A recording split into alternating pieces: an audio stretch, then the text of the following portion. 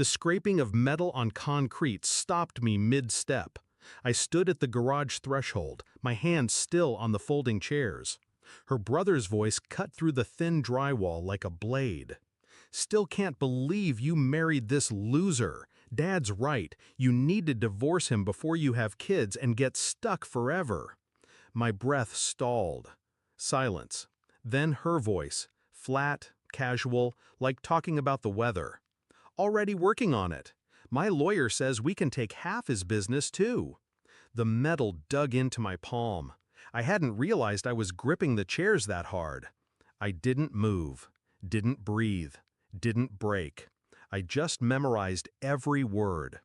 Then I lifted the chairs, walked in with a smile, and returned to the table like I hadn't just heard my wife gut me with a sentence.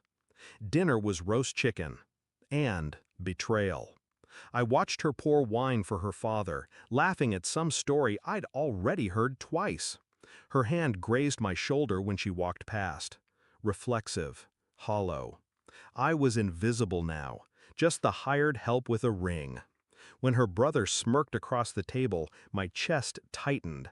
A private joke, one I wasn't supposed to hear, but I had. I started watching them, not with anger, not yet, with clarity. I counted how many times she touched me. Twice.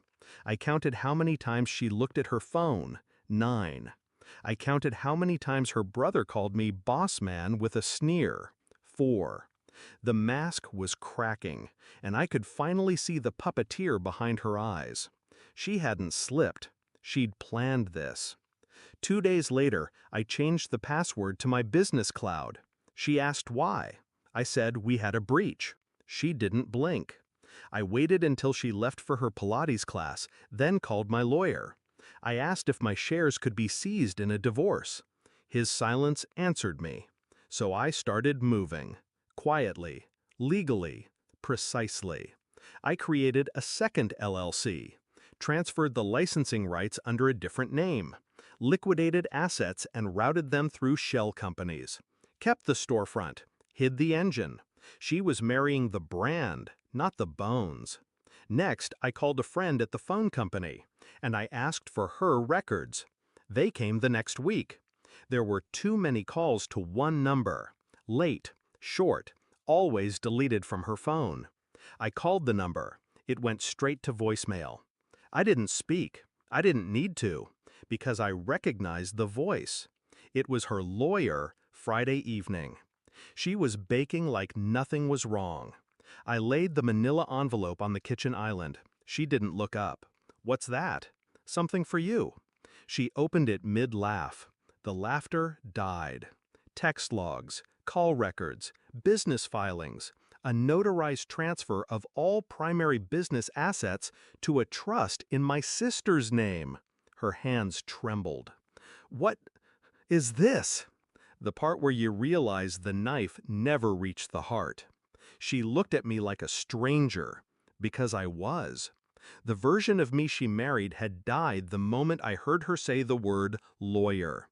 She followed me into the living room, barefoot, eyes glassy. "We can talk about this." I turned the TV on. Static filled the silence. "We had a plan. I didn't mean." "You meant every word."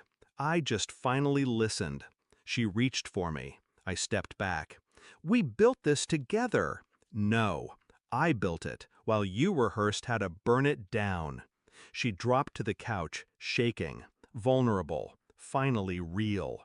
I left the room, walked into the garage, picked up the same 2 folding chairs, brought them back into the living room, set one down in front of her, sat, looked her in the eye.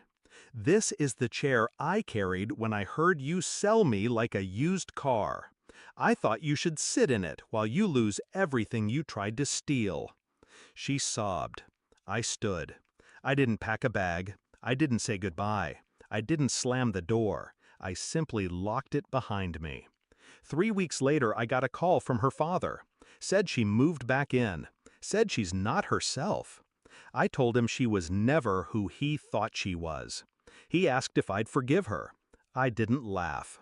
Forgiveness is for people who lose something they can get back. He hung up. I looked at the folder on my desk. Finalized trust documents, 0 contact clauses, and a restraining order if she tries anything clever. I'm not angry anymore. I'm not hurt. I'm awake. And some chairs don't fold back open. Not after they break. Not after you've heard what they heard.